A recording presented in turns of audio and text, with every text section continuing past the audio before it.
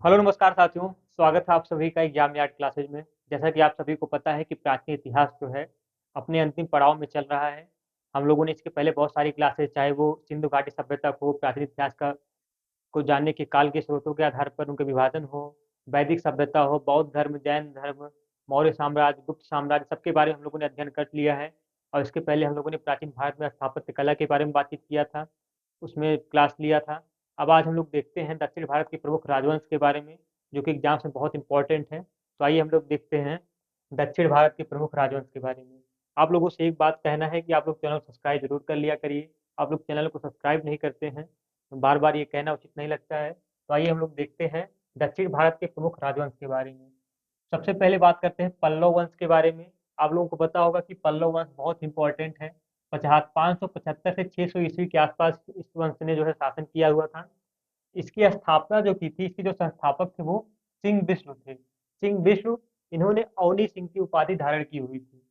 सिंह विष्णु, इन्होंने अवनी सिंह की उपाधि धारण की हुई थी। मोस्ट इंपॉर्टेंट क्वेश्चन है, एग्जाम से पूछता है कि अवनी सिंह की उपाधि, इसने उपाधि धारण की थी अवनी सिंह की। तो अवनी सिंह की उपाधि किस शासक ने धारण की थी? तो पल्लव वंश के शासक ने। नाम क्या था? सिंह विष्णु। पल्लवों की जो राजधानी होती थी वो कांची होती थी। तमिलनाडु में एक स्थान था कांचीपुरम। तो तब पल्लव वंश की जो राजधानी होती थी वो कांची ही होती थी। और सबसे इम्पोर्टेंट बात है कि इसी सिंह विष्णु के दरबार में ही किरातार्जुनी एक रचना है, किरातार्जुनी। ये संस्कृत में एक रचना है। इसके लेखक जो थे वो भारवी थे। भारवी, ये इसी सिंह विष्णु के ही दरबारी थे, या सिंह विष्णु के ही दरबार में रहते थे, किरातार्जुनी के लेखक भारवी। और इसके बाद बात की जाए प्रमुख शासक के बारे में, तो पल्लव वंश के प्रमुख शासक के बारे में, तो महेंद्र वर्मन हो गए। महेंद्र वर्मन, महेंद्र वर्मन प्रथम, या नरसिंह वर्मन प्रथम, नरसिंह वर्मन प्रथम, ये सब जो है थोड़े प्रतापी शासक थे। नरसिंह वर्मन प्रथम, या इसके अलावा महेंद्र वर्मन द्वितीय हो गए। महेंद्र वर्मन द्वितीय हो गए। महेंद्र वर्मन द्वितीय हो गए। नरसिंह वर्मन द्वितीय हो गए। नरसिंह वर्मन द्वितीय हो गए। ये पहले जो है, इनके नाम के आगे जो है प्रथम द्वितीय ये सब लगता था। ये लोग अपने नाम से ही शासन करते थे, अपने खानदान के नाम से, पूर्वजों के नाम से ही अपने नाम रखते थे। और साथ में जो सबसे पल्लव वंश के जो सबसे आखिरी शासक थे वो थे अपराजित वर्मन। अपराजित वर्मन, अपराजित वर्मन इस वंश के सबसे अंतिम शासक थे। हम लोग बात किया जाए कि महेंद्र वर्मन प्रथम, इनके बारे में कुछ बात की जाए, इनके बारे में क्या एग्जाम में पूछता है।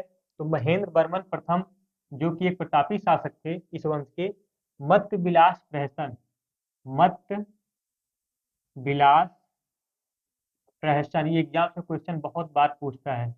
मत्त विलास प्रहसन नामक एक हास्य ग्रंथ की रचना इन्होंने की है। हास्य ग्रंथ जो कि संस्कृत में है। मत्त विलास प्रहसन बहुत ही महत्वपूर्ण ग्रंथ है, नाटक है संस्कृत का। इसकी रचना किसने की थी? तो महेंद्र वर्मन प्रथम ने ही मत्त विलास प्रहसन की रचना की थी, जो कि एक संस्कृत का हास्य ग्रंथ का एक नाटक है। इसके अलावा बात की जाए नरसिंह वर्मन प्रथम की। नरसिंह वर्मन प्रथम, जिन्होंने जो है क्या किया था, पुलकेशन द्वितीय जो था, पुलकेशिन द्वितीय, जो कि पुलकेशिन द्वितीय जिसने हर्ष को पराजित किया था, हर्षवर्धन को पराजित किया था, इसने नरसिंह वर्मन प्रथम ने पुलकेशिन द्वितीय को पराजित करके किसकी उपाधि धारण की थी? तो वातापी कोंड की उपाधि। वातापी कोंड, मोस्ट इंपॉर्टेंट क्वेश्चन है। वातापी कोंड की उपाधि किस शासक ने धारण की थी? बार बार एग्जाम से क्वेश्चन पूछता है। तो वातापी कोंड की उपाधि नरसिंह वर्मन प्रथम ने धारण की थी, और पुलकेशिन द्वितीय को पराजित कर, ऐसा कहा जाता है कि पुलकेशिन द्वितीय की हत्या इस युद्ध में नरसिंह वर्मन प्रथम ने कर दी थी। और यहाँ ध्यान दीजिएगा। और महाबलीपुरम का जो रथ मंदिर है, महाबलीपुरम के रथ मंदिर का निर्माण भी इन्होंने ही करवाया था, नरसिंह वर्मन प्रथम ने। इसको मैंने पीछे स्थापत्य कला जब मैंने क्लास ली थी प्राचीन भारत में, तो उसमें मैंने आप लोगों को बताया था कि महाबलीपुरम के रथ मंदिर का निर्माण नरसिंह वर्मन प्रथम ने ही करवाया था। इसके अलावा बात की जाए महेंद्र वर्मन द्वितीय के बारे में, तो इनके बारे में कुछ ज्यादा चीजें नहीं मिलती है, केवल उन्होंने इसके बारे में ही बात मिलती है कि उन्होंने शासन किया हुआ था। जबकि नरसिंह वर्मन द्वितीय के बारे में एक बहुत ही बड़ी कहानी मिलती है। वो है कि दस कुमार चरितम के जो लेखक हैं, दस कुमार चरितम, दस कुमार चरितम के लेखक हैं आचार्य दंडी। आचार्य दंडी, इन्हीं के दरबार में रहते थे नरसिंह वर्मन द्वितीय के। दस कुमार चरित के लेखक जो है आचार्य दंडी थे। और इन्हीं जो है ये इसी नरसिंह वर्मन द्वितीय के ही दरबार में ये रहते थे। ये मोस्ट इंपॉर्टेंट क्वेश्चन है, ठीक है। इसके अलावा बात कीजिए अपराजित वर्मन, तो अपराजित वर्मन इस वंश का अंतिम शासक था, ठीक है। इसके बाद हम लोग बात करते हैं राष्ट्रकूट वंश की। राष्ट्रकूट वंश की, तो राष्ट्रकूट वंश के संस्थापक जो थे वो दंतिदुर्ग थे। दंतिदुर्ग, इसके बारे में आप लोगों को जानकारी होगी। और ये वंश था, ये वंश लगभग 736 ईस्वी से 756 ईस्वी के आसपास चला था। 736 से 756 ईस्वी के आसपास ये वंश चला हुआ था, राष्ट्रकूट वंश। और इसकी जो संस्थापना की थी, संस्थापक जो थे वो दंती दुर्ग थे। और इसकी जो राजधानी हुआ करती थी वो मान्यखेत, मान्यखेट, ठीक है। ये इस तरीके से इसकी राजधानी हुई थी, या इसी को ही मालखंड भी बोलते हैं, मालखंड, मान्यखेत या मालखंड। ये किसकी राजधानी होती थी? तो राजपूत वंशों की राजधानी मान्यखेत या मालखंड, ठीक है। ये जो है आपके राष्ट्रकूट वंश से रिलेटेड है, मान्यखेत या मालखंड जिनकी राजधानी होती थी। और इसके जो प्रमुख शासक थे वो कृष्ण प्रथम थे। कृष्ण प्रथम, कृष्ण प्रथम इसके सबसे प्रतापी शासक थे, जो माना जाता है यही, ठीक है। और इसके अलावा ध्रुव गोविंद तृतीय, ध्रुव थे, ध्रुव गोविंद तृतीय थे, गोविंद तृतीय, गोविंद तृतीय भी याद रखिएगा, इनके बारे में बहुत ज्यादा जानकारी आपको चाहिए। अमोघ वर्ष हो गए, कृष्ण द्वितीय हो गए, अमोघ वर्ष, अमोघ वर्ष या कृष्ण द्वितीय, कृष्ण द्वितीय, ये सब जो है इस वंश के प्रमुख शासक थे। कृष्ण द्वितीय के अलावा भी इंद्र तृतीय हो गए या कृष्ण तृतीय हो गए, इंद्र द्वितीय, इंद्र द्वितीय या कृष्ण तृतीय। तो इस तरीके से आप देख रहे हैं कृष्ण प्रथम, कृष्ण द्वितीय, कृष्ण तृतीय, ऐसे ऐसे नामों से जो है इस वंश में लोगों ने शासन किया हुआ था। हम लोग सबसे पहले बात करते हैं कृष्ण प्रथम के बारे में। तो कृष्ण प्रथम जो थे, एलोरा के प्रथम, एलोरा का जो प्रसिद्ध कैलाश मंदिर है, एलोरा का प्रसिद्ध कैलाश मंदिर, उसकी स्थापना किसने की थी? तो उसका निर्माण किसने किया था कैलाश मंदिर का? तो कैलाश मंदिर का निर्माण एलोरा के कृष्ण प्रथम ने ही किया था। मोस्ट इंपॉर्टेंट क्वेश्चन है। और बात की जाए एलोरा और एलिफेंटा के जो मंदिर हैं, गुफाएं हैं, एलोरा एलिफेंटा के, उनके उसका निर्माण किस वंश के शासकों ने किया था? तो राष्ट्रकूट वंश के शासकों ने किया था। मैंने पिछली क्लास में आप लोगों को ये सारी चीजें बताई हुई है, इसको आप नोट करिएगा। इसके अलावा ध्रुव थे, ध्रुव, ये जो ये एक और शासक थे। इन्हीं के समय में सबसे पहले क्या हुआ? त्रिपक्षीय संघर्ष, कन्नौज था, कन्नौज पर अधिकार करने के लिए हर्षवर्धन के समय से ही त्रिपक्षीय संघर्ष चल रहा था। इसमें त्रिपक्षीय संघर्ष, और इनमें सबसे ज्यादा जो त्रिपक्षीय संघर्ष में तीन पक्ष थे। पहले राष्ट्रकूट, जिनके बारे में आप लोग पढ़ रहे हैं, और राष्ट्रकूट के अलावा इसमें बात की पाल नरेश की, और पाल नरेश के अलावा इसमें बात की प्रतिहार नरेश की, गुर्जर प्रतिहार वंश। तो इस तरीके से राष्ट्रकूट, राष्ट्रकूट, पाल नरेश, पाल नरेश और गुर्जर प्रतिहार वंश, गुर्जर प्रतिहार, प्रतिहार, जिनमें गुर्जर प्रतिहार वंश में कौन थे? वत्सराज, वत्सराज थे। और पाल नरेश कौन थे? धर्मपाल थे, धर्मपाल।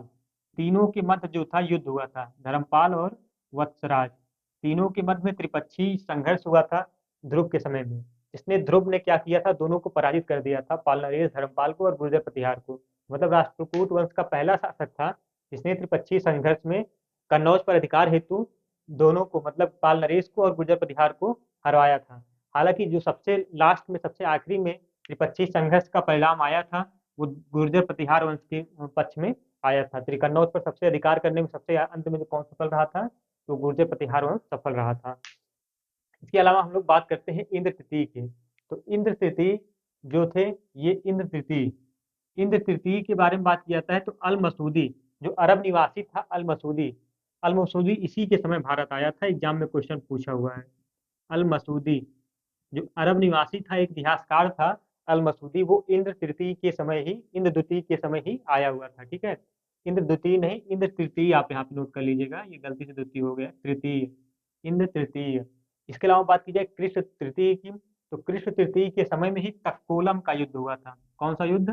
तक्कोलम का युद्ध, मोस्ट इंपॉर्टेंट है, तक्कोलम का युद्ध। तक्कोलम का युद्ध कृष्ण तृतीय के समय में ही हुआ था। और इन्होंने चोलों को परास्त कर, चोलों को परास्त कर किसको प्राप्त किया था तक्कोलम के युद्ध में? राष्ट्रकूट शासक कृष्ण तृतीय ने तक्कोलम के युद्ध में चोलों को पराजित करके, चोलों को परास्त करके किसकी उपाधि धारण की थी? संजय कोंड की। संजय कोंड। संजय कोंड की उपाधि धारण की थी किसने? कृष्ण तृतीय ने। मोस्ट इंपॉर्टेंट क्वेश्चन है और बार बार एग्जाम में पूछता है कि तक्कोलम का युद्ध किन किन शासकों के बीच हुआ था? तो राष्ट्रकूट शासक और चोलों के बीच में। तो राष्ट्रकूट शासक कौन था? तो कृष्ण तृतीय थे। और संजय कुंड की उपाधि किसने धारण की थी? तो कृष्ण तृतीय ने। संजय कुंड की उपाधि कृष्ण तृतीय ने किस युद्ध के बाद धारण की थी? तो तक्कोलम युद्ध के बाद धारण की थी। इस बात को आप लोग ध्यान दीजिएगा, ठीक है। अब इसके अलावा हम लोग इसमें इस वंश के बारे में ज्यादा जानकारी अब नहीं रह गई है। अब इसके बारे में बस यही बताएंगे कि कल्याणी के जो चालुक्य वंश है, कल्याणी के चालुक्य वंश में जो इसकी स्थापना तैलप द्वितीय ने की थी। और तैलप द्वितीय ने जो है राष्ट्रकूट वंश के अंतिम नरेश जो थे उनको जो है पराजित करके 973 ईस्वी में राष्ट्रकूटों को परास्त करके किस वंश की स्थापना की? चालुक्य वंश या कल्याणी वंश की। कब? 973 ईस्वी में। 973 ईस्वी में। तो मैं इसको इरेज करता हूँ। आप लोग इसको पूरा उम्मीद करते हैं कि अच्छे से ध्यान दे रहे होंगे, नोट कर रहे होंगे कहीं ना कहीं। इसके आगे भी हम लोग देखते हैं कुछ। चालुक्य वंश के कल्याणी के चालुक्य वंश की स्थापना तैलप द्वितीय ने। ये इंपॉर्टेंट है। तैलप द्वितीय, ये एग्जाम में क्वेश्चन पूछता है कि चालुक्य के कल्याणी कल्याणी के चालुक्य वंश की स्थापना किसने की थी? तैलप द्वितीय ने की थी। और तैलप द्वितीय ने की थी तो किसको? राष्ट्रकूटों को परास्त करके की थी। और इसकी राजधानी कहाँ थी? राजधानी मान्यखेत थी। राजधानी कौन सी थी? तो राजधानी मान्यखेत। मान्यखेत, क्योंकि राष्ट्रकूटों की भी राजधानी मान्यखेत ही थी। तो इन्होंने राष्ट्रकूटों को परास्त करके इस वंश की स्थापना की थी तैलप द्वितीय ने। तो इनकी भी राजधानी मान्यखेत थी। हालांकि ज्यादातर पुराने जो राजवंश के शासक होते थे जो नया स्थापना करते थे, वो अपनी राजधानी तुरंत चेंज कर लेते थे। लेकिन यहाँ पे जब इनका पूर्ण रूप से जहाँ शासन स्थापित हो जाता था, कोई भय नहीं होता था, वहां पे राजधानी चेंज करने की उनकी कोई बात मंशा नहीं होती थी। इसके अलावा बात की जाए इस वंश के बारे में, तो चालुक्य वंश के वातापी के चालुक्य वंश की, वातापी के चालुक्य वंश की स्थापना जो की गई थी वो जयसिंह के द्वारा की गई थी। जय सिंह। जय सिंह। और ये जय सिंह जो चालुक्य वातापी स्थापना की थी, इनकी राजधानी क्या थी? इनकी राजधानी ही वातापी थी। वातापी ही इनकी राजधानी थी। एग्जाम में क्वेश्चन पूछता है। ये जो चालुक्य वंश कल्याणी, चालुक्य वंश वातापी, चालुक्य वंश बेगी है, इससे केवल राजधानी और इसकी संस्थापक कौन सी, यही पूछता है, ठीक है। लेकिन चालुक्य वंश के वातापी की जो बात की जाए, इसके कुछ प्रमुख शासक हुए थे, जैसे पुलकेशिन प्रथम। पुलकेशिन प्रथम। पुलकेशिन प्रथम, कीर्तिवर्मन। कीर्तिवर्मन और पुलकेशिन द्वितीय। पुलकेशिन द्वितीय। पुलकेशिन द्वितीय वही था जिसने जो है किसमें तक्कोलम जिसने जो है हर्षवर्धन को पराजित किया था, ठीक है। हर्षवर्धन को पराजित किया था। और जिसने नरसिंह वर्मन प्रथम को जो है, नरसिंह वर्मन प्रथम ने ही, अभी मैंने पीछे आप लोग को बताया था कि पल्लव वंश के जो संस्था जो प्रमुख शासक थे नरसिंह वर्मन प्रथम, उन्होंने ही पुलकेशिन द्वितीय की हत्या करके वातापी कुंड की उपाधि धारण की थी। किसने? नरसिंह वर्मन प्रथम ने, पुलकेशिन द्वितीय की हत्या करके। जबकि पुलकेशिन प्रथम के बारे में बात की जाए तो इसे वास्तविक संस्थापक माना जाता है चालुक्य के वातापी वंश की। वास्तविक संस्थापक किसे माना जाता है? वास्तविक संस्थापक किसे माना जाता है? तो पुलकेशिन प्रथम को ही माना जाता है। जबकि अगर वैसे ही देखा जाए कि चालुक्य वातापी वंश की स्थापना किसने की थी, तो जय सिंह ने की थी और राजधानी वातापी ही थी। इसके अलावा कीर्तिवर्मन थे और इसके अलावा पुलकेशिन द्वितीय थे। और पुलकेशिन द्वितीय ने ही हर्षवर्धन को पराजित करके किसकी उपाधि धारण की थी? हर्षवर्धन को परास्त करके परमेश्वर की उपाधि धारण की थी। सोचिए, हर्षवर्धन जो कि एक महान योद्धा थे, एक महान कुशल शासक थे, उसको जो है पुलकेशिन द्वितीय ने जो है हराया था और हराने के बाद परमेश्वर की उपाधि धारण की थी। लेकिन नरसिंह वर्मन प्रथम जो कि पल्लव वंश का शासक था, नरसिंह वर्मन प्रथम इस पुलकेशिन द्वितीय की हत्या कर दिया था। और हत्या करने के बाद वातापी कुंड की उपाधि धारण की थी नरसिंह वर्मन प्रथम ने। मैंने आपको पीछे पढ़ाया पल्लव वंश में। अब इसके अलावा बात की जाए चालुक्य के बेगी वंश की, बेंगी वंश, चालुक्य के बेगी वंश की, तो इसकी जो संस्थापक थे वो विष्णुवर्धन थे। इसके जो संस्थापक थे वो विष्णुवर्धन थे, चालुक्य बेगी वंश की। मोस्ट इंपॉर्टेंट है विष्णुवर्धन। और इसकी जो राजधानी थी वो बेगी ही थी। बेंगी। बेगी कहाँ पड़ता है? आंध्र प्रदेश में पड़ता है। आंध्र प्रदेश में बेंगी। चालुक्य बेगी वंश की स्थापना, बेगी वंश की राजधानी कौन थी? बेगी ही थी। तो इस तरीके से विष्णुवर्धन इसके संस्थापक थे और बेगी इसकी राजधानी थी। अब हम लोग बात करने चल रहे हैं चोल साम्राज्य के बारे में। मोस्ट इंपॉर्टेंट है, जहाँ से आपके एग्जाम में बहुत सारे क्वेश्चन बनते हैं। तो अ, चोल साम्राज्य के बारे में आप लोग जरूर पूरा क्लास देखिएगा, बहुत इंपॉर्टेंट है।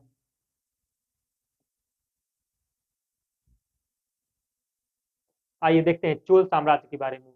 9वीं से 12वीं शताब्दी में, कब से 9वीं से 12वीं शताब्दी तक इनका, 12वीं सदी तक इनका अस्तित्व रहा था। और इसकी जो स्थापना की थी वो विजयालय ने की थी। चोल साम्राज्य का वास्तविक संस्थापक कौन था? विजयालय। विजयालय, ये मोस्ट इंपॉर्टेंट है, विजयालय। इसने किसकी उपाधि धारण की थी? तो इसने नर केसरी की उपाधि धारण की थी। नर केसरी की उपाधि, नर केसरी की उपाधि किसने धारण की थी? तो चोल साम्राज्य के जो संस्थापक थे विजयालय, इन्होंने ही नर केसरी की उपाधि धारण की थी। और ये 850 से 857 ईस्वी तक थे। 850 से 57, मतलब 7 साल इन्होंने गद्दी पर अपना राज्य निभाया या राज्य किया। और इनकी जो राजधानी थी वो तंजौर थी। राजधानी क्या थी? तंजौर। इनकी जो राजधानी होती थी वो तंजौर होती थी। इसको भी आप लोग ध्यान दीजिएगा। तंजौर या इसी को तंजावुर भी बोलते हैं, ठीक है, तंजावुर। इस तरीके से इसको आप नोट करिएगा। तो राजधानियों को आप जरूर याद करिएगा। और किस वंश के संस्थापक कौन है इसको भी आप लोग ध्यान दीजिएगा, जो कि मोस्ट इंपॉर्टेंट होते हैं। अब बात की जाए चोल साम्राज्य के प्रमुख शासक कौन थे, तो प्रमुख शासक थे परांतक प्रथम, परांतक द्वितीय, इस तरीके से। परांतक प्रथम, परांतक द्वितीय। परांतक प्रथम और परांतक द्वितीय दोनों अलग अलग थे, ठीक है। इसके अलावा राजराज प्रथम या राजेंद्र प्रथम मोस्ट इंपॉर्टेंट है। राजराज प्रथम, उसके अलावा राजेंद्र प्रथम, राजेंद्र प्रथम।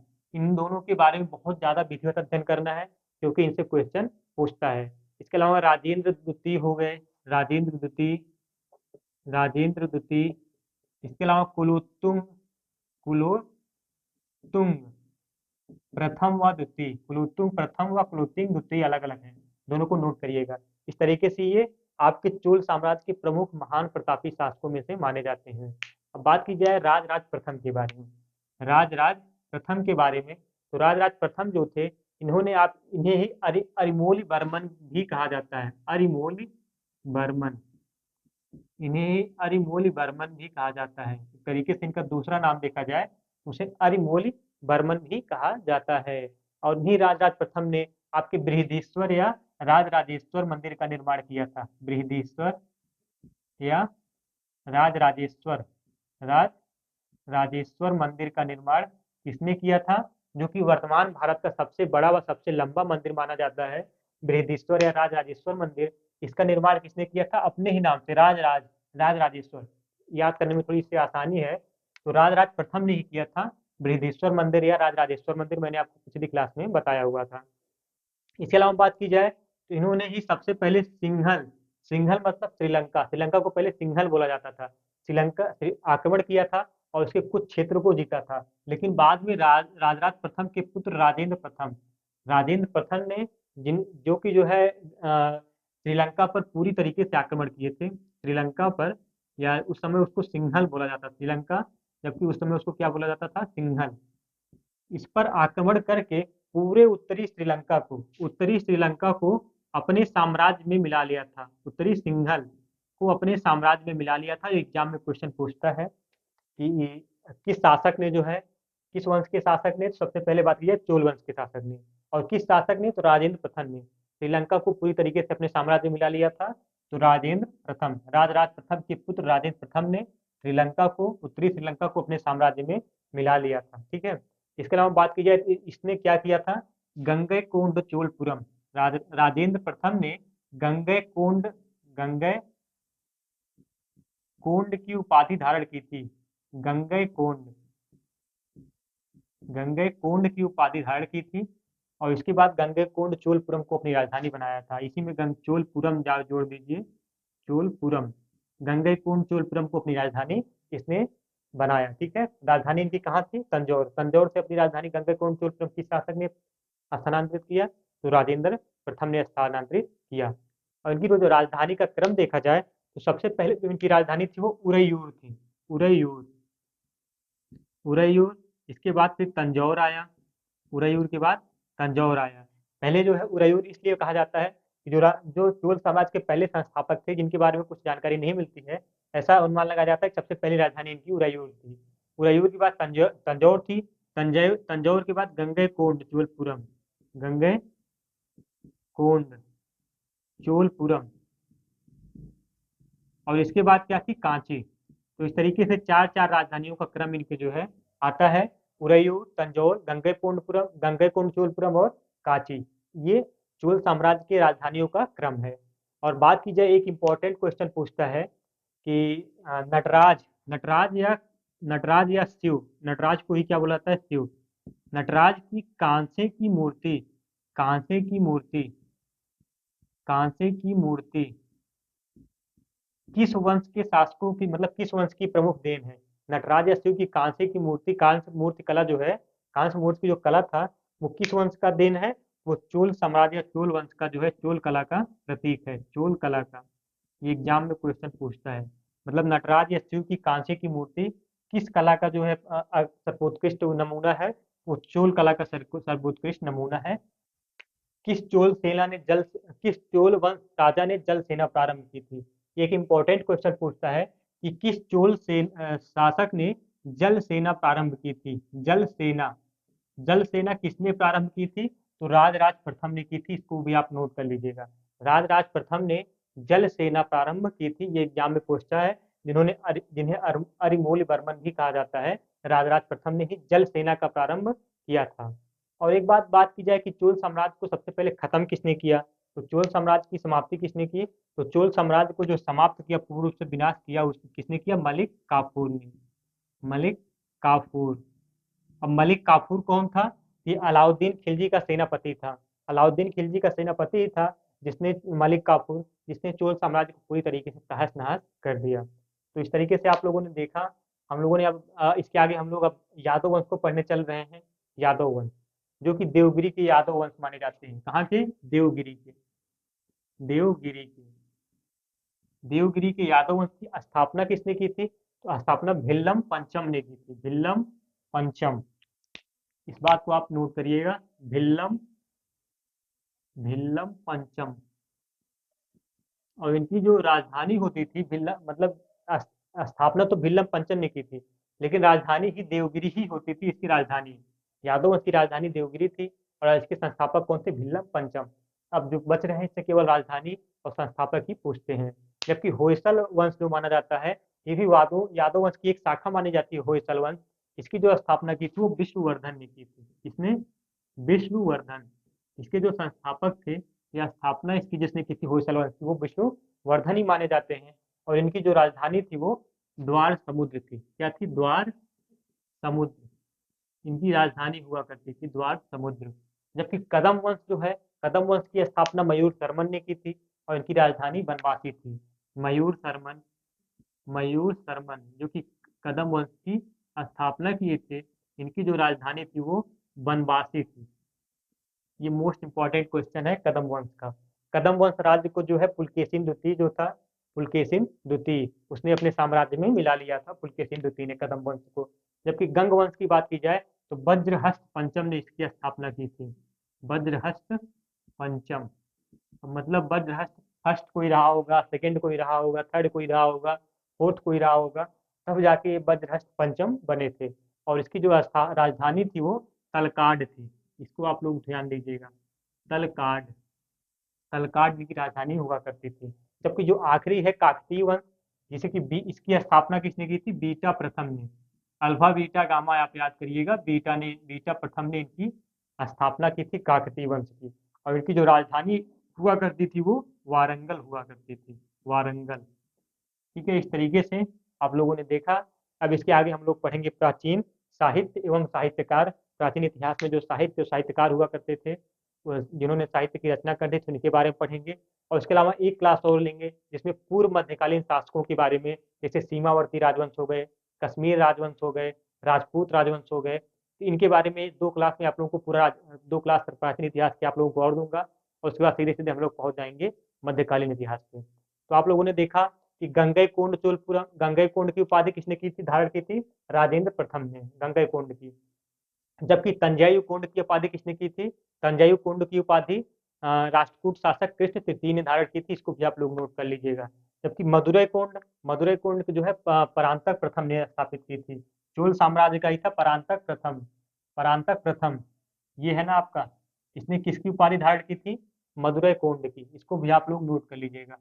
मदुरै कोंड उपाधि आप लोग जो है राजाओं की जरूर याद कर लीजिएगा।